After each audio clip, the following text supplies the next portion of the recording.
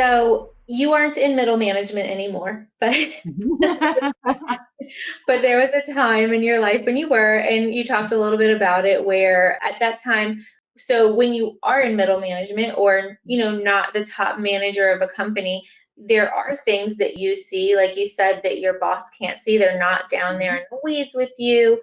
But the only way I think to be able to kind of relay that information back up to them and be credible is to like build that influence with them by creating those relationships to the point where they look at you and they trust what you say and they know that you have the organization's best interests at heart and you're not saying things because this is going to be the best thing for me or not for me. So, what were some of the ways that you were able to make a difference being there as opposed to being like, now you're at top level? There's a lot of things you can do, a lot more responsibilities you have. Yeah, I think no matter what level you are in, being a student of the business, like continuously learning, exposing yourself to what's happening in your industry, in your line of work is really, really important. It's easy for us to kind of like be bogged down with the details of our job and lose the connection to like why it's important to our larger business, to the industry. And so to me, I've always been reading the automotive publications, trying to truly understand my client. I didn't sell cars at a dealer, but I'm working with dealers all the time. And so really understanding their day to day and what they do and how I can impact that.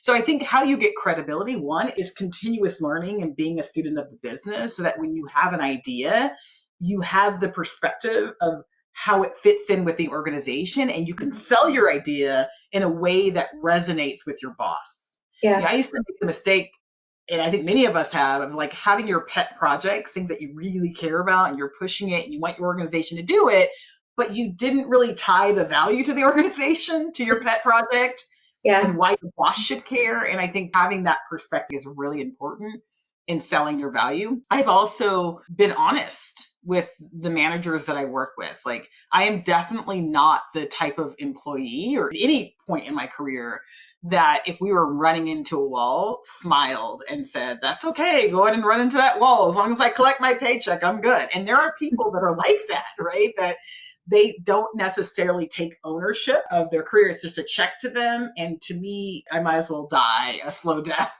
if I'm in a job in which it's just a check and I don't really care whether we fail or not. And so I think those moments where you could, in a professional way, provide just guidance, manage up. It really is about managing up and saying, look, I just want to kind of alert you to something, a concern I might have, or think we might be moving in the wrong direction here. You got to be very tactful depending on the level and the organization you're at. But I think when you do those kind of things, when I have employees that bubble things up to me, that manage up to me, it does cause me to trust them more.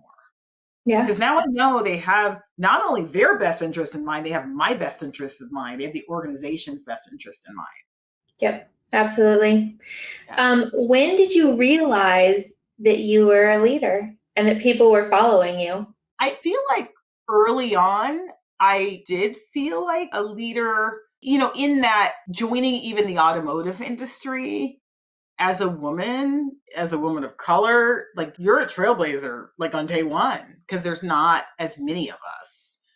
And so being one of the only ones in the room, being one of the few, you're naturally a leader, right? You might be the first, or you might be doing things that maybe no one else in your circles are doing. And so I guess to answer your question, I guess it was pretty early on because I just felt like I was tackling a new area, new frontiers in the automotive industry. And I think about that on a daily, but it definitely, I always remember that, I always remember that context of there's not many of us. So all of us might be in the history books someday.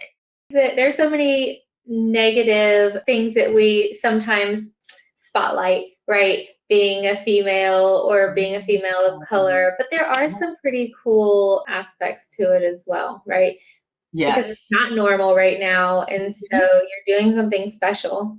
Yes, yeah. And we work in a great, fun industry. It's why I want to recruit more women to this Yeah, business. It's agreed. important work. It's relevant, to most people in the world, vehicles, cars. And so, yeah, but it's so interesting you asked me that because I just have never thought about it. But I guess it was very early on.